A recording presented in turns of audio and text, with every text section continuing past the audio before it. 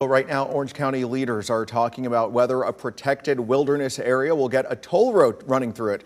Voters decided 4 years ago to protect the land in the split oak forest, but as WESH 2's Bob Hazen reports, commissioners are hearing about the possibility of that toll road getting built anyway.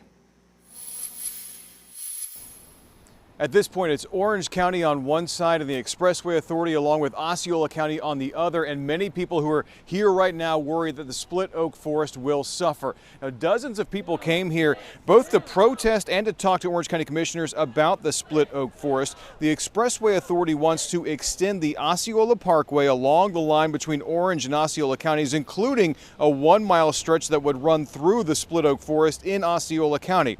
The forest is managed by the state, but the two counties still have a say on what happens there. And at one point, Orange County leaders agreed to the toll road plan, but then in 2020, 86% of voters here approved a ballot measure to protect the forest, and commissioners last year removed their support for the road. But a memo from Orange County staff that came out in December said Osceola County leaders are now trying to get the state to turn over control of the forest to Osceola County, cutting Orange County out of that process entirely. A group called Friends of Split Oak Forest want commissioners to fight back against the toll road idea.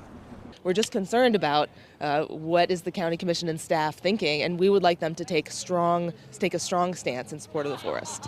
Osceola County has also filed a lawsuit against Orange County, wanting a judge to rule the amendment protecting the forest was unconstitutional. Right now, county leaders are hearing from officials about where things stand right now with Osceola County and the Expressway Authority on that toll road, and they're talking about also what steps they can take in the future. Reporting in downtown Orlando, Bob Hazen, WESH 2 News.